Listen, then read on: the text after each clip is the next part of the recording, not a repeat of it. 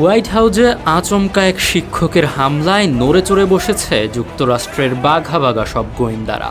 তদন্তে বেরিয়ে আসতে শুরু করেছে গা শিউরে ওঠার মতো চাঞ্চল্যকর সব তথ্য। সন্দেহের ডালপালা মেলতে শুরু করেছে বিভিন্ন দিকে।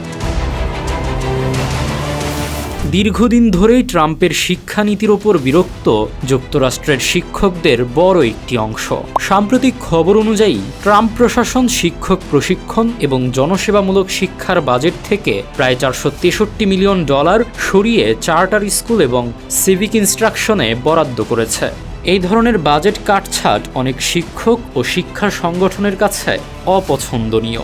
যুক্তরাষ্ট্রের NEA, AFT এর মতো বড় বড় শিক্ষক সংগঠন সাধারণত ডেমোক্রেট ঘেঁষা এবং তারা ট্রাম্পের বিভিন্ন শিক্ষানীতির বিরোধিতা করে আসছে।